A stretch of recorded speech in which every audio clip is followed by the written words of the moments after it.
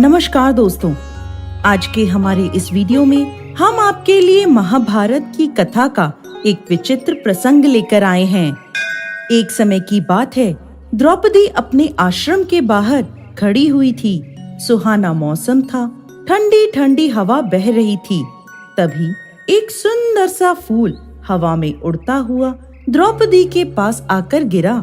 द्रौपदी ने वह फूल उठा लिया और भीमसेन के पास जाकर बोली, स्वामी, आप श्रेष्ठ गदाधारी हैं, बहुत बलवान हैं। क्या आप गंधमादन पर्वत से दिव्य वृक्ष के यह दिव्य पुष्प मेरे लिए ला सकते हैं? द्रौपदी की इच्छा पूरी करने के लिए अपनी गदा उठाकर गंधमादन पर्वत की ओर निकल पड़े। चलते चलते वो पहाड़ों की घाटियों में जा पहुँचे, लेकिन अचानक भीम के बढ़ते कदम रुक गए।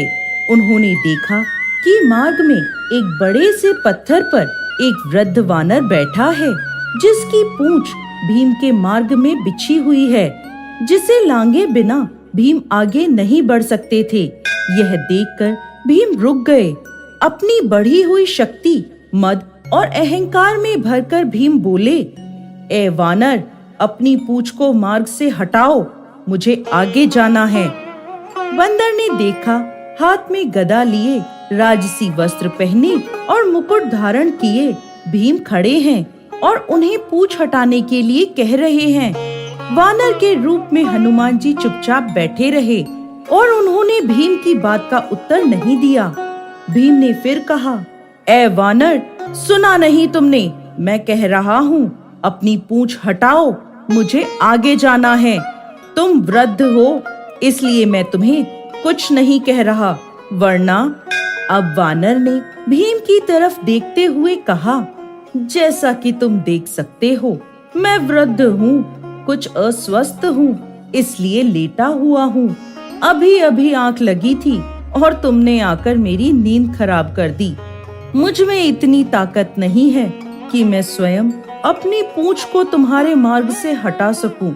तुम थोड़ा कष्ट कर लो भाई, मेरी पूंछ को थोड़ा सा सरका दो और आगे निकल जाओ। ये सुनकर भीम को क्रोध आ गया। इस वानर ने मेरे बल को ललकारा है।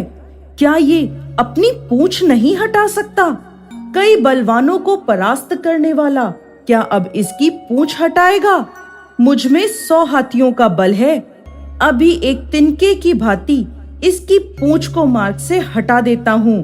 आवेश में आकर भीम ने अपने बाएं हाथ से पूंछ को पकड़ा और उसे उठाने की कोशिश करने लगा, लेकिन भीम से पूंछ हिली तक नहीं। ये देखकर वो हैरान रह गया। फिर उसने अपने दाएं हाथ से पूंछ को हटाना चाहा, लेकिन अपने दाएं हाथ से भी भीम पूंछ को तिल मात्र भी हिला नहीं सका। इसके बाद भीम ने वानर की ओर देखा। वानर मंद मंद मुस्कुरा रहा था। ये देखकर भीम को गुस्सा आ गया। अब भीम ने दोनों हाथों से भरपूर जोर लगाया, लेकिन पूंछ नहीं हिली। अब भीम ने एक पैर को पत्थर पर रखकर जोर लगाने की कोशिश करी, लेकिन वो पूंछ को नहीं हटा पाया। भीम भरपूर जोर लगा कर उस पूंछ को हटाने की कोशिश करने लगा, लेकिन वह हताश हो गया। जिस पूंछ को वो मामूली जानकर हटाने में लगा था, उसने भीम के पसीने छुड़ा दिए।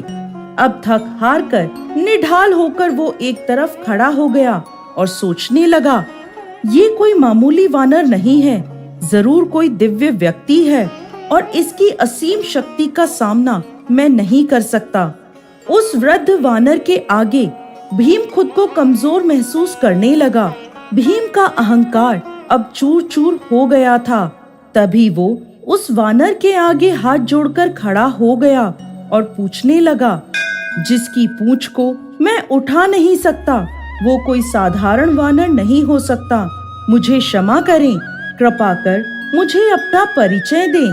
तब वह वानर उठा और भीम को गले से लगा लिया और कहने लगा, भीम, तुमने मुझे नहीं पहचाना, लेकिन मैं तुम्हें पहचान गया हूँ।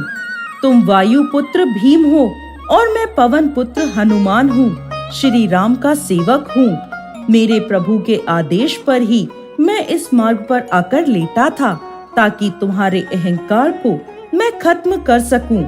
रिश्ते में मैं तुम्हारे बड़े भाई की तरह हूँ और बड़े भाई का कर्तव्य निभाते हुए मैंने तुम्हें यह याद दिलाया है कि कभी भी अपनी शक्ति पर अभिमान मत करो, क्योंकि यह ताकत तुम्हारी नहीं है।